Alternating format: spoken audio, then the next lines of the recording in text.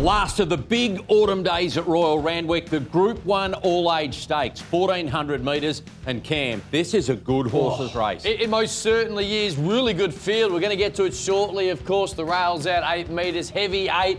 Bit of rain about, but nowhere near as much as last week, Camo, which gives us just a little bit of optimism. We might not see a heavy 10. Well, for my tip, I'm hoping that's the case. But 1,400 metre start, a little bit of a shoot, but wide draws can hurt. Let's have a look at the draw because some of the big names and the speed are drawn wide. Now, a couple of emergencies. In fact, 3 emergencies currently still here and 2 are drawn inside Forbidden Love, who's in 16. Should be the outside gate unless Mr. Mozart gets a run. So I'll explain why I'm not at all concerned about it. Tofane. Romanticism in sport and in racing doesn't happen enough for mine, but there's a big chance here. And in the Congo, Timmy Clark's going to fire him up and he's going to burst out from what will probably be barrier 8 when we finally get to the races. Well, I want to go through a couple of them here. So you've got Mwanga from that middle draw, Forbidden Love from the wide draw, and in the Congo, who will need to go forward as well. No doubt. In the Congo goes forward. Now, Almeida and Ellsberg are going to go forward as well. Shout the bar, we'll just try and find a spot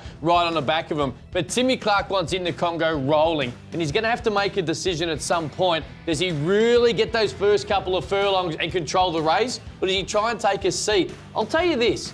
Rail out at 8 metres. They come off the fence last week. I expect no real different this week, so I don't think it's the worst thing. There's a lot of speed in this race. Massive amount. So if he just tries to take a little seat, and that's why I'm not worried about Forbidden Love. Hugh Bowman can say, you know what, all right, this is what I'm going to do. I'm going to take my time to get over. If I'm stuck 3 wide, there's a good chance I'm going to be on the back of one anyway, and we're all coming off the rail when we get into the straight. So it's not the worst thing. Is it a little bit complicated? Yes, but Hugh Bowman, one of the best in the world. Tommy Berry-Mounga, he's just like, all right, freshened up, I just got to find the back of one. Don't take forever to get across. Sierra Sue, get midfield, and we've seen him be able to make a withering burst in a straight to win a Group 1 in Sydney in the past. So just get, as I always say, I know I make it simple, but these are the best jockeys and the best horses in the country. Get your horse into some type of rhythm and make sure you give yourself a crack when you get into the last 400 metres. Now, the punters don't know what to do here. I think, and your theory is they're waiting to see how the track plays. That's the case. Forbidden Love, solid at the top of the market.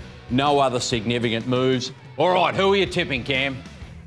Oh, here he is, number 1 in the Annabelle Neesham fan club. You know what? I learned something when I was much younger. When someone is flying, you jump on that bandwagon, you hold on, and I think freshened up. I think it'll run a bit more like a mile race as well with the track and the way it plays. I think he can withering burst down the outside and win. And Sierra Sue, she just continues in all these races to go around at a stupid price. And I thank you for that, the Ladbrokes traders. And I think she's going to run really well. And I'm going to go a 4 out of 5 because I really think these 2 horses are going to be in the finish. Well, I'm in a different corner. Rain, rain, go away. Bring in those helicopters they had last week to dry out the track. If we can get to a slow, I think In the Congo can win.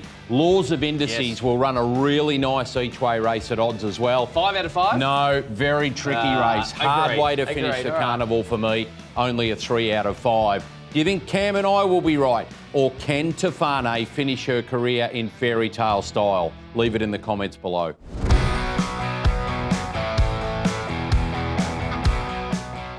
This is the one I'm looking forward to. Our little girl Fireburn is trying to become the first filly in 30 years to win the 2-year-old Triple Crown. That goes way back to Burst. It's the Champagne Stakes, the last leg, over a mile. Let's have a look at the track conditions and the starting point, Cam. Yeah, look, great track. Look, conditions, as we know, a bit of rain about, rails out, but gives an opportunity in the small field to be able to find your spot. So, this, to be fair, there is absolutely no excuse. I don't want to hear a jockey come back and say, I couldn't find a spot. There's only 6 of them in there. They'll be fine. There's Fireburn. Yeah. Where's she going to be? And what have you got wealthy investor up here? Yeah, all right. Fireburn can pretty much go wherever she wants. Brenton Avdulla, of course, had no right to win the Golden Slipper. Ran into about 15 different roadblocks and still bolted in. Bolts it into size produce, and it's going to be very hard to beat. So Brenton Avdulla can pretty much put her wherever he feels she needs to be. Wealthy investor, Joshy Parr, barrier 1. Last week, Nasrulla's like, I'm going to do something outside the box to be able to win a Group 1. And you know what?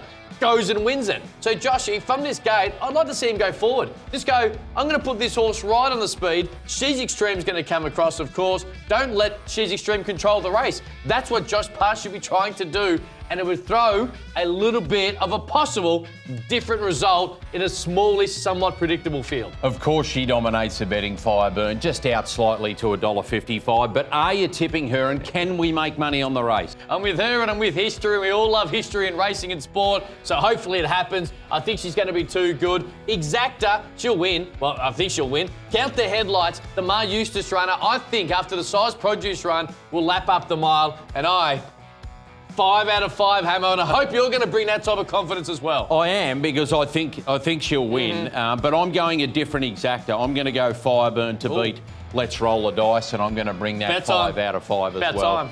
Can she do it, this little girl, Fireburn? Can she become the first 2-year-old at all to win the Triple Crown since Piero back in 2012?